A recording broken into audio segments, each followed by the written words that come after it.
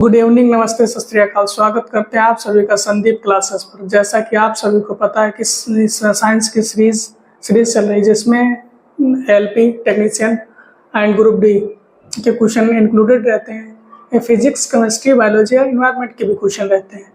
इसमें आपका कितना स्कोर आया कमेंट में ज़रूर बताइएगा और दोस्तों में शेयर करिए और चैनल को सब्सक्राइब करिएगा। चलो शुरू करते हैं आज की क्लास। देखते हैं क्वेश्चन नंबर पहला करता है मीटर जो विद्युत धारा मापता है कहलाता है। मीटर मतलब जो घरों में आपके लगा रहता है ना, घर वाला मीटर, यूनिट वाला मीटर नहीं, नापने वाला। घर में जो मीटर लगा रहता है उसकी मीटर की बात कर रहा। मीटर जो विद्युत धारा मापता है कहलाता है, तो क्या कहलाएगा? Volt meter. ये तो वोल्ट नापता है, ये तो वोल्ट नापेगा। हाइड्रोमीटर नहीं नापेगा। ओम मीटर नहीं, ओम का तो नियम आपका V बराबर IR। आमीटर, हाँ आमीटर जो होता है, तो जो घरों में विद्युत धारा होती है तो आमीटर से नापी जाती है। देखते हैं नेक्स्ट क्वेश्चन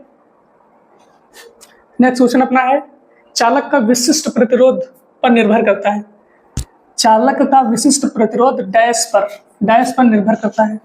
चालक का विशिष्ट प्रतिरोध डैश पर निर्भर करता है। विशिष्ट प्रतिरोध आप चालक देख लो क्या होता है, R बराबर ρL/A। ये होता है ना, जहां R क्या है? R है प्रतिरोध, रेजिस्टेंस। R प्रतिरोध है, L क्या है? लंबाई है। A क्या है? तार का एरिया, क्षेत्रफल है। रो क्या है? उस मटेरियल की डेंसिटी, घनत्व, डेंसिटी।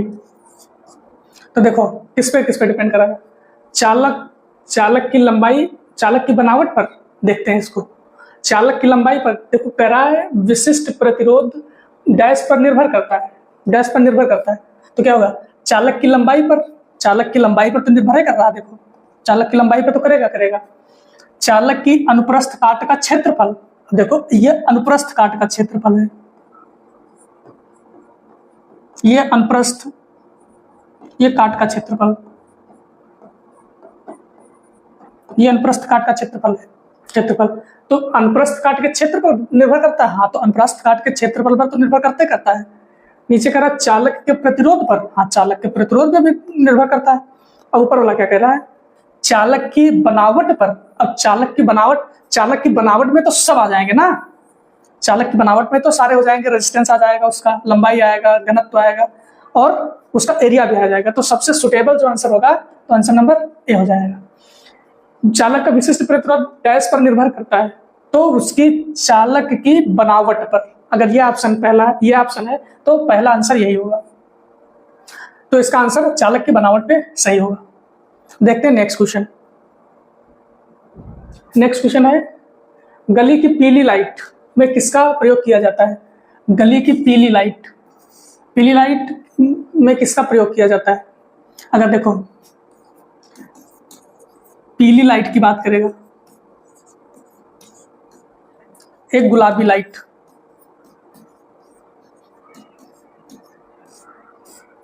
तो अगर गुलाबी लाइट की बात करेगा तो नियॉन। अगर पीली लाइट की बात करेगा तो सोडियम। अब देख लो कहाँ है नियॉन की वजह से क्या होगी? गुलाबी लाइट। नाइट्रोजन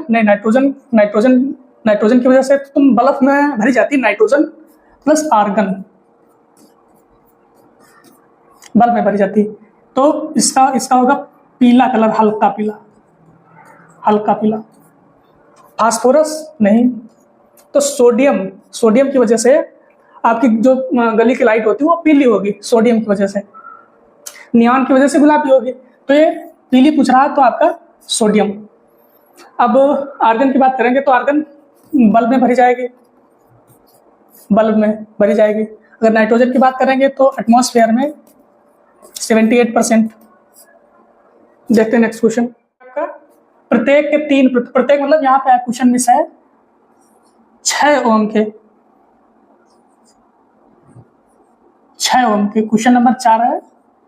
6 ओम के 3 प्रतिरोध को 6 वोल्ट की सप्लाई पर समांतर जोड़ा जाता है तो परिपथ की कुल प्रतिरोध होगा। अब देखो 6 ओम के 3 प्रतिरोध को समांतर क्रम में जोड़ा जाता है,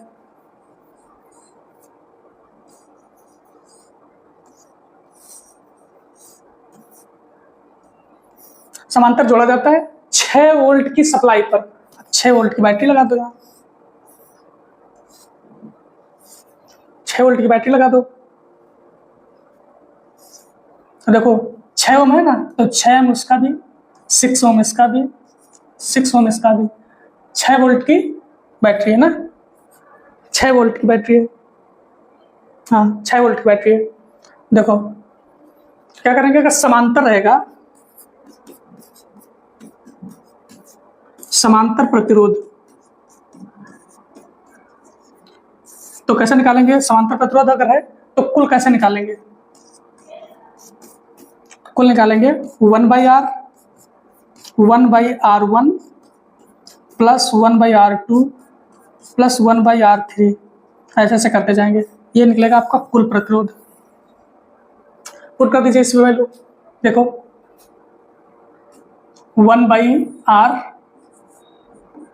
1/R1, R1 मतलब 6, R2, R3, तो 1/6, 1/6, 1/6, तो कितना हो जाएगा? 3/6, 1/2, तो R बराबर कितना हो जाएगा? 2 ओम, R बराबर 2 ओम।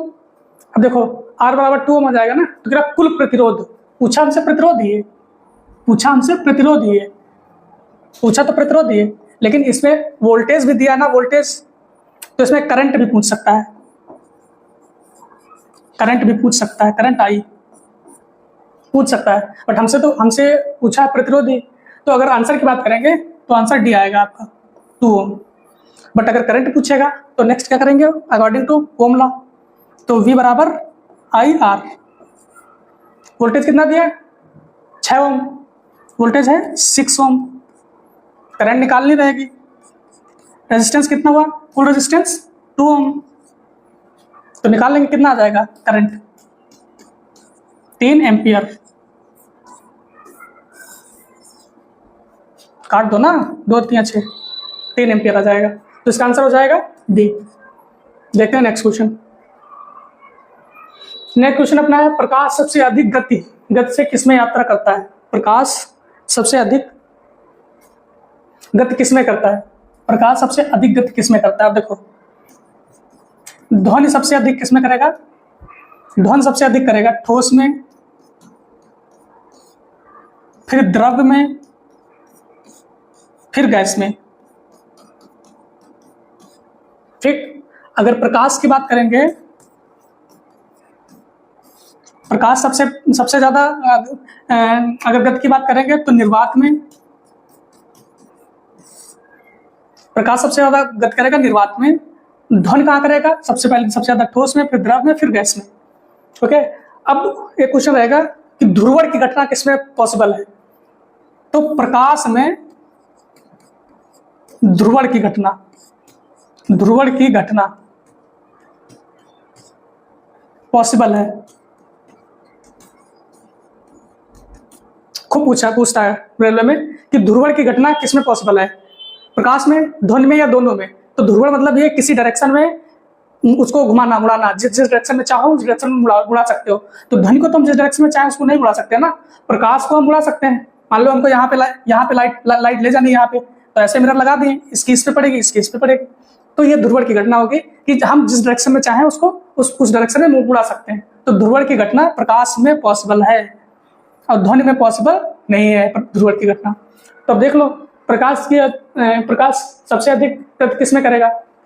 वायु में सबसे अधिक नहीं करेगा, वायु में नहीं करेगा, पानी में भी सबसे अधिक नहीं करेगा, कांच में भी सबसे अधिक नहीं करेगा, तो सबसे अधिक किसमें करेगा? निर्वात में। कितनी करेगा? 3 × 10⁸ मीटर पर सेकेंड ध्वनि की प्रकाश की चाल। यही कारण होता है कि जब बिजली चमकती कड़कड़ाती है ना, तो प्रकाश पहले उसका चमचमाहट आती है और ध्वनि उसकी बाद में आती है। उसकी कड़कड़ाहट की आवाज बाद में आती है, उसकी जो चमक होती है वो पहले आ जाती है, क्योंकि प्रकाश की चाल ध्वनि से बहुत ज्यादा है। प्रकाश की चाल ध्वनि से बहुत ज्यादा है, इस वजह से। तो आंसर आपका हो गया निर्वात। देखते हैं नेक्स्ट क्वेश्चन। क्वेश्चन है किसी पदार्थ का अपवर्तनांक हवा में, किसी पदार्थ का अपवर्तनांक हवा में प्रकाश की चाल से किस प्रकार संबंधित होता है। प्रकाश की चाल से किस प्रकार संबंधित होता है। किसी पदार्थ का अपवर्तनांक हवा में प्रकाश की चाल से किस प्रकार संबंधित होता है। अब देखो अपवर्तनांक की बात रहेगी तो म्यू बराबर प्रकाश की चाल, प्रकाश की चाल बटे माध्यम में प्रकाश की चाल, माध्यम में प्रकाश की चाल, प्रकाश की चाल। देख लो कहां पे, ये अपवर्तनांक है, अपवर्तनांक, अपवर्तनांक है। ये यूनिटलेस है, इसकी कोई यूनिट नहीं होती है, यूनिटलेस,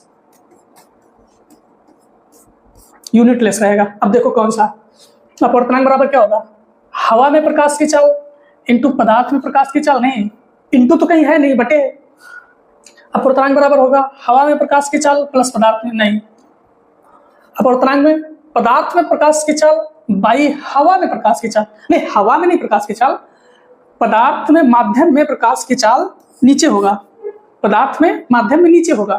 तो देखो ये भी गलत हो गया, तो क्या होगा अपवर्तनांक बराबर हवा में प्रकाश की चाल बाई पदार्थ में प्रकाश की चाल, मतलब माध्यम में, माध्यम में प्रकाश की चाल। पदार्थ क्या माध्यम है ना, तो आंसर आपका होगा डी, कि हवा में प्रकाश की चाल और माध्यम में प्रकाश की चाल या पदार्थ में प्रकाश की चाल। तो आंसर आपका डी हो गया। अपवर्तनांक क्या यूनिटलेस है, उसकी कोई यूनिट नहीं होगी। प्रकाश की चाल तो बता ही दिए 3 × 10⁸ मीटर पर सेकेंड। देखते हैं नेक्स्ट क्वेश्चन। नेक्स्ट क्वेश्चन है चींटी के डंक में कौन सा अम्ल पाया जाता है। अब देखो चींटी के डंक में कौन सा अम्ल पाया जाएगा, देखो टमाटर में, टमाटर में, नींबू में,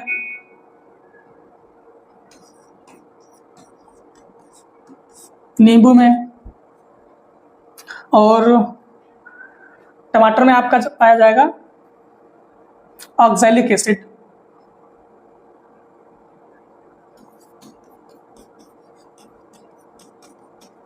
ऑक्सैलिक अम्ल।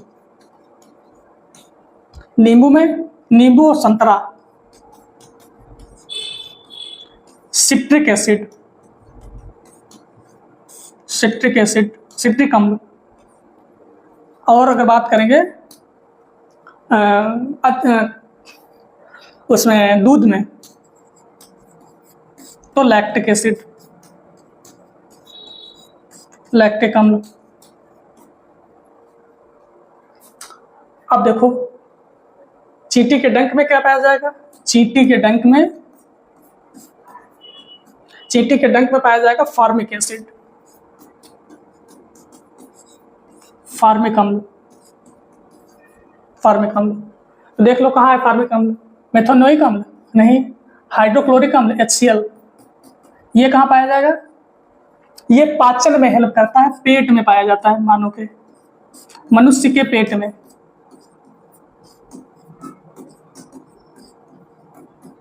मनुष्य के पेट में। सल्फ्यूरिक अम्ल नहीं, सल्फ्यूरिक अम्ल भी नहीं, फार्मिक अम्ल, हाँ फार्मिक अम्ल। तो आंसर हो जाएगा आपका डी, फार्मिक अम्ल। चींटी के डंक में क्या पाया जाएगा, फार्मिक अम्ल। टमाटर में ऑक्सैलिक एसिड, जो किडनी में स्टोन बनती है, ऑक्सैलिक एसिड की बनती है, स्टोन, स्टोन बनना इसी की वजह से बनता है, ऑक्सैलिक एसिड की वजह से। नींबू संतरा में सिट्रिक एसिड होगा, अगर दूध में करेंगे तो लैक्टिक एसिड। देखते हैं नेक्स्ट क्वेश्चन। नेक्स्ट क्वेश्चन है सिरके में उपस्थित, सिरके में उपस्थित जैविक अम्ल कौन सा होता है। सिरके में कौन सा होगा, सिरके में उपस्थित जैविक अम्ल कौन सा होगा? मेथेनोइक अम्ल, एथेनोइक अम्ल, प्रोपेनोइक अम्ल, इनमें से कोई नहीं। तो इसमें सिरके में उपस्थित जैविक अम्ल मेथेनोइक अम्ल, सिरके में उपस्थित जैविक अम्ल मेथेनोइक अम्ल। देखते हैं नेक्स्ट क्वेश्चन। धातुकर्म की एक प्रक्रिया है, धातुकर्म की प्रक्रिया क्या है? धातुकर्म, धातुकर्म अयस्क से धातुओं को निकालने की प्रक्रिया को धातुकर्म कहते हैं। अयस्क से धातु को निकालने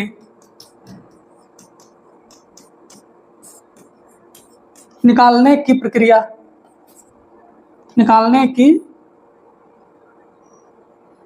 की प्रक्रिया को धातुकर्म कहेंगे। धातुकर्म किसको बोलेंगे? अयस्क से धातु को निकालने की प्रक्रिया को धातुकर्म बोलेंगे। देख लो कहां पे, लोहे में जंग लगने की, लोहे में जंग लगना एक रासायनिक परिवर्तन है।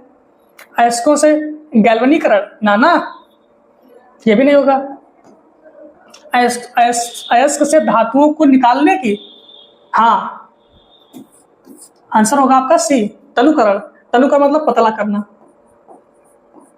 पतला करना। अयस्कों से धातुओं को निकालने की प्रक्रिया को धातुकर्म कहेंगे। अयस्कों से धातुओं को निकालने की प्रक्रिया को धातुकर्म बोलेंगे। देखते हैं नेक्स्ट क्वेश्चन। नेक्स्ट क्वेश्चन है, नाइक्रोम किसका मिश्रण है? नाइक्रोम किसका मिश्रण है? नाइक्रोम देखो, लिख लो। नाइक्रोम देखो, मां से होगा मैग्नीज, क्रो से हो गया सीआर, क्रोमियम, ठीक। ना से निकल, अब ई से Fe मान लो या आयरन मान लो, तो 4 चीजों का मिश्रण होगा नाइक्रोम। 1 2 3, 1 2 3 और 4 चीजों का मिश्रण होगा ना नाइक्रोम। अब देख लो कहाँ कौन चीजें हैं। निकल, क्रोमियम, मैग्नीज, एल्युमिनियम। एल्युमिनियम तो कहीं नहीं आता, तो आंसर नहीं होगा। निकल, क्रोमियम, मैग्नीज, आयरन में मैग्नीशियम है। मैग्नीशियम नहीं होगा, मैग्नीज होगा, तो ये भी आंसर नहीं होगा। निकल, क्रोमियम, MnFe, निकल कापर है ना, तो कापर नहीं होगा, क्रोमियम होगा, तो कॉपर होगा, तो ये भी गलत हुआ। निकल, क्रोमियम, मैग्नीज, आयरन, हाँ निकल, क्रोमियम, मैग्नीज, आयरन, तो आंसर आपका ए। ओके, चलते हैं नेक्स्ट क्वेश्चन पे। नेक्स्ट क्वेश्चन अपना है दांत का इनेमल। हाँ, अब देखो दांत की बात करेगा ना, दांत की, बॉडी का, शरीर का सबसे कठोर पदार्थ, शरीर का सबसे कठोर पदार्थ अगर कहेगा तो इनेमल, जब दांतों के ऊपर चढ़ा रहता है, शरीर का सबसे कठोर पदार्थ enamel.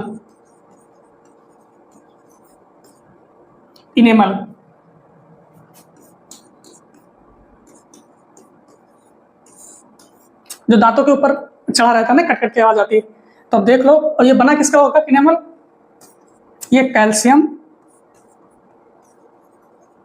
And phosphate, calcium and phosphate. अब देख लो, कैल्शियम क्लोराइड का नहीं, कैल्शियम सल्फेट का नहीं, कैल्शियम कार्बोनेट का नहीं, कैल्शियम एंड फॉस्फेट, तो आंसर कौन सा होगा? डी, कैल्शियम एंड फॉस्फेट होता है जो एनेमल बना होता है, जो अब इसकी कैल्शियम फॉस्फेट की बोन भी बनी होती है, हड्डी भी बनी होती है इसकी, जो इसके बोन के ऊपर चढ़ा रहता है, जो दांतों के ऊपर, वो इनेमल होता है, इनेमल। देखते हैं नेक्स्ट क्वेश्चन। नेक्स्ट क्वेश्चन अपना है ABCD, ये डी है, 1 2 3 एवं 4, ये अब पढ़ो। रुधिर वर्णिका के संबंध में निम्नलिखित कथनों पर विचार कीजिए तथा नीचे दिए गए कूट से सही उत्तर चुनिए। रुधिर वर्णिका मतलब ब्लड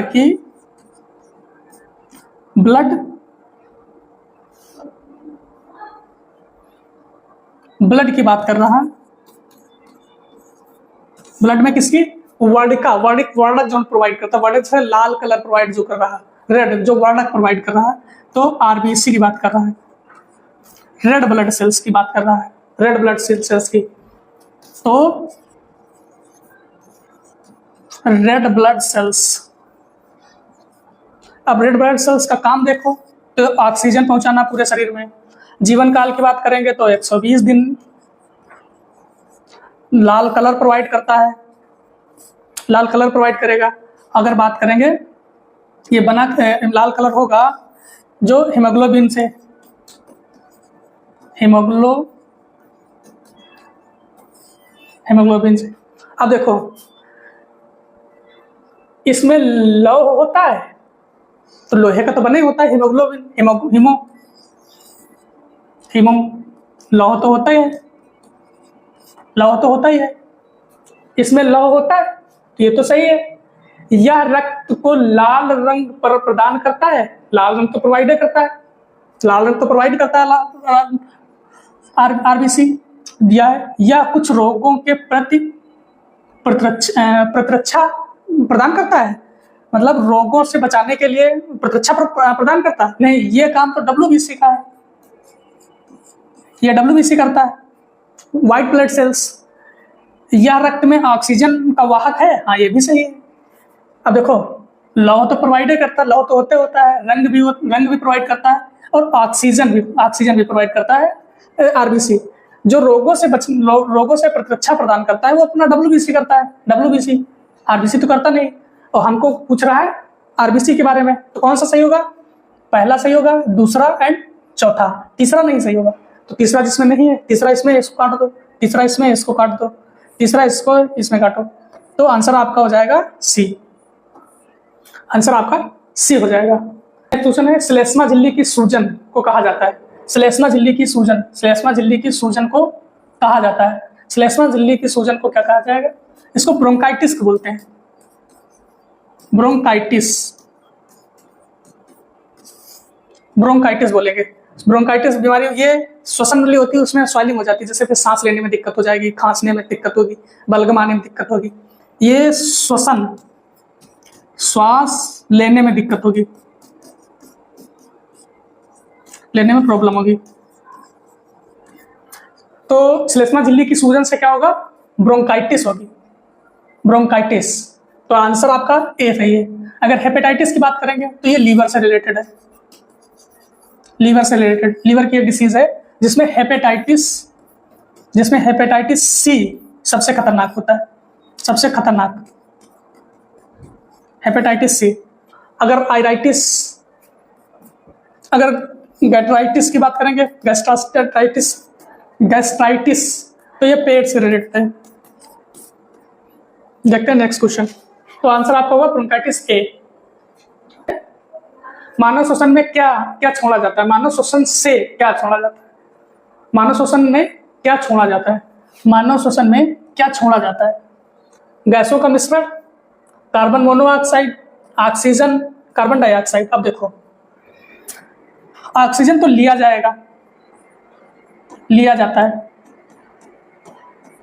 है ना। कार्बन मोनोऑक्साइड CO नहीं, ये तो इसको बोलते हैं गला घोटू गैस,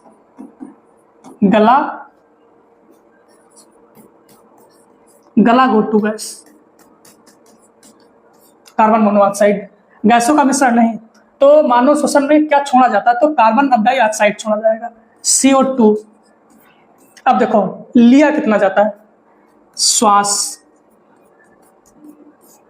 श्वसन में ली जाने वाली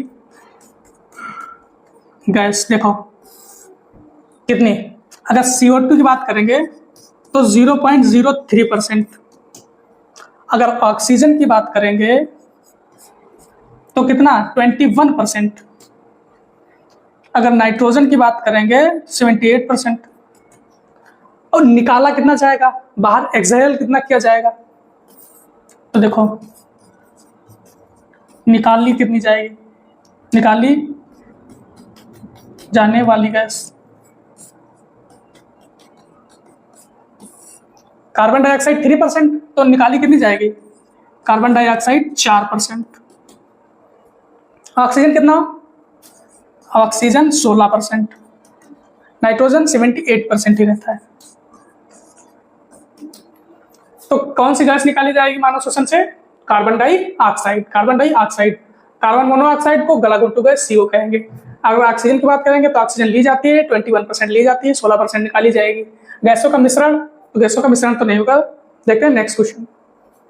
नेक्स्ट क्वेश्चन अपना, निम्न में से कौन सा आहार मानव शरीर में नए ऊतकों की वृद्धि के लिए पोषक तत्व प्रदान करता है। मानव में से कौन सी, निम्न में से कौन सा आहार मानव शरीर में नए ऊतकों की वृद्धि के लिए पोषक तत्व प्रदान करता है। अगर वृद्धि की बात करेगा, वृद्धि की, तो वृद्धि जब ही होगी ना, अगर वृद्धि की बात करेगा तो प्रोटीन करेगा। प्रोटीन देख लो किसमें प्रोटीन है। मिठाई में प्रोटीन मिलेगी उतनी नहीं मिलेगी। फलों में प्रोटीन नहीं मिलेगा, अदर मिनरल्स बहुत मिलेंगे, आयरन मिलेंगे, विटामिन वगैरह मिलेंगे, सब्जियों में भी आयरन विटामिन मिलेंगे। पनीर में प्रोटीन सबसे ज्यादा इसमें मिलेगी। इनमें से सबसे ज्यादा प्रोटीन जो मानव को वृद्धि के लिए नेसेसरी रहता है तो पनीर, इनमें से पनीर में सबसे ज्यादा प्रोटीन मिलेगी। देखते हैं नेक्स्ट क्वेश्चन।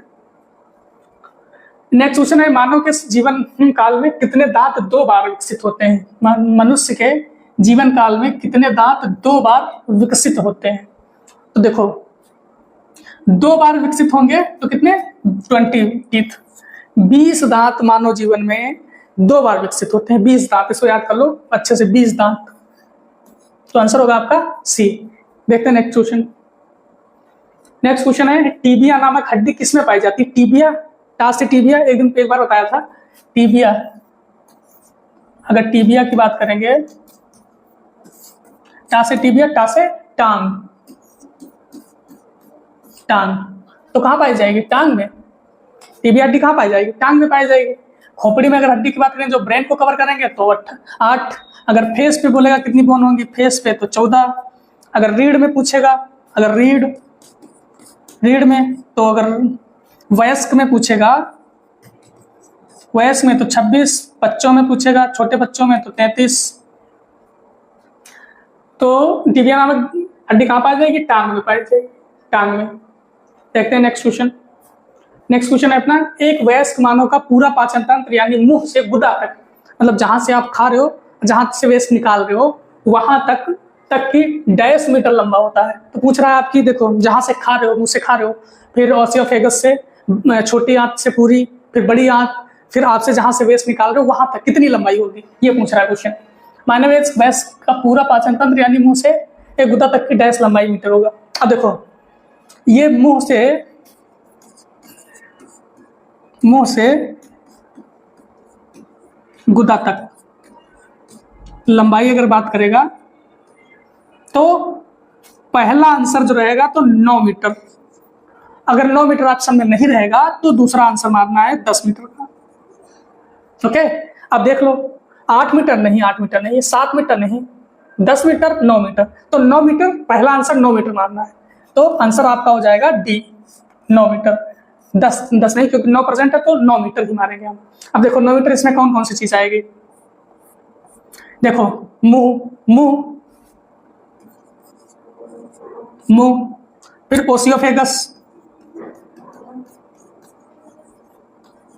ओसियोफेगस, फिर छोटी आंत,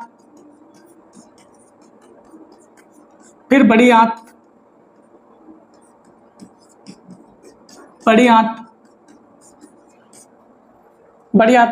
फिर उसके बाद गुदा। यहां पे ओसियोफेगस के बाद में स्टमक भी आएगा, पेट, स्टमक। तो आंसर होगा आपका 9 मीटर। सारी वैल्यू मीटर में, 9 मीटर। देखते हैं नेक्स्ट क्वेश्चन।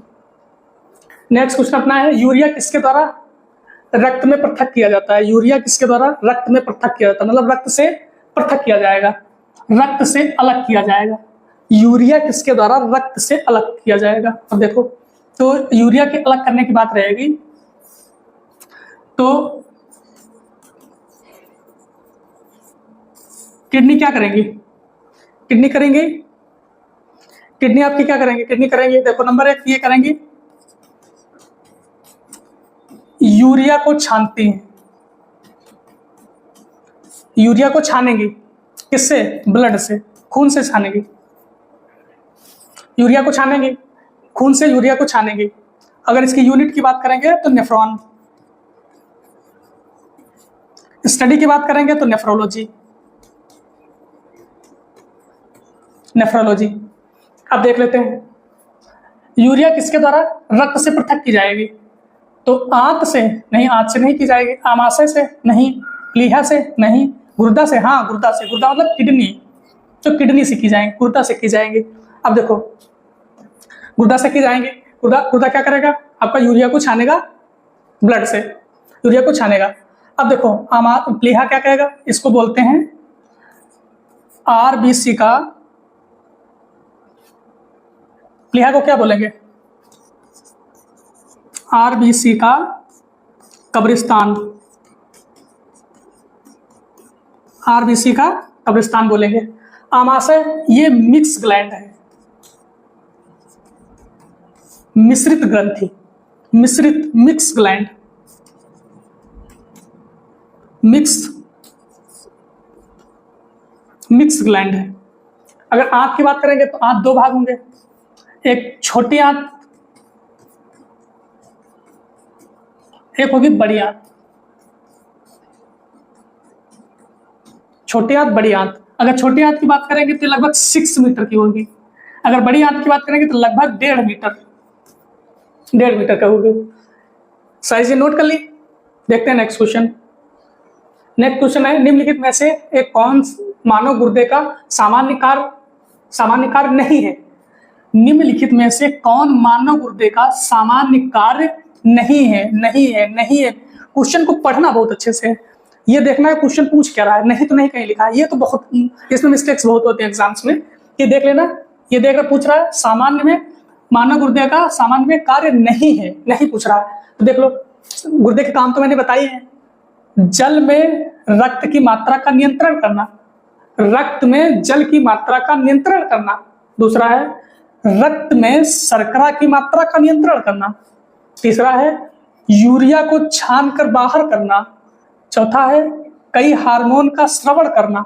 अब देखो, देख लो, रक्त में जल की मात्रा का नियंत्रण करना, ये तो करता है तो ये तो है सही। यूरिया को छान कर बाहर निकालना, यूरिया तो छानता है, किडनी यूरिया तो छानता है, अभी बताए थे आप। कई हार्मोन्स भी निकालता है, ये भी सही बात है, हार्मोन्स भी निकालता है, हार्मोन्स भी छानता है। देखा, लिखा है रक्त में शर्करा की मात्रा को नियंत्रण करना, ये किडनी के बस में नहीं है। रक्त में शर्करा की मात्रा को नियंत्रण करना ये किडनी नहीं करती है। ये कौन करेगा? ये करेगा आपका आमाशय। आमाशय में अगर बात करेंगे तो बीटा सेल्स जो होंगे, जिसकी कमी से क्या होगा? इसकी कमी से क्या होगा? इसकी कमी से होगा मधुमेह रोग। मधुमेह, जिसको डायबिटीज बोलते हैं, मधुमेह रोग होगा, मधुमेह। तो अगर ब्लड में शर्करा की मात्रा अब्जॉर्ब नहीं हो रही, बढ़ रही, तो मधुमेह हो जाएगा। ये किडनी नहीं करेगी, ये किडनी नहीं, ये आमाशय करेगा अपना। तो ये आपका है गलत। तो कह रहा कौन सा कार्य नहीं है, तो यही किडनी नहीं करती है, बाकी तो सब कर ही रही। ये भी करती है, यूरिया भी छानती है, कई हार्मोन्स भी निकालती है। तो आंसर कौन सा होगा? आंसर होगा आपका बी। आंसर आपका होगा बी। इसने एक क्वेश्चन करेक्ट कर लीजिए ना, इसका आंसर होगा एथेनोइक अम्ल को ही एसिटिक अम्ल बोलते हैं। एसिटिक अम्ल बोलेंगे। एथेनोइक अम्ल को ही एसिटिक अम्ल बोलेंगे, एसिटिक अम्ल। तो इसका आंसर होगा बी, जो सिरके में पाया जाता है। एक क्वेश्चन और कल वाला कल एक चीज गलत हुई थी हमसे, जो चिपको आंदोलन था ना, चिपको आंदोलन, ये स्टार्ट हुआ था आपका चमोली जिला, चमोली से। चमोली पड़ेगा कहाँ? उत्तराखंड, उत्तराखंड, चमोली उत्तराखंड से स्टार्ट किसने किया था? सुंदरलाल बहुगुणा, सुंदरलाल बहुगुणा। मैंने चमोली की जगह शायद कुछ और बताया था, तो चमोली होगा। शायद मैंने गढ़वाल शायद बताया, तो गढ़वाल नहीं चमोली होगा, चमोली। तो ये चीज करेक्ट कर लीजिए। तो आज की क्लास कैसी लगी आपको? आपने अगर क्लास अच्छी लगी, कितने आपके क्वेश्चन सही हुए हैं कमेंट में जरूर बताएं, और दोस्तों को जरूर शेयर करें। अच्छी लगी तो क्लास लाइक करिए, चैनल को सब्सक्राइब करिए। धन्यवाद, थैंक यू।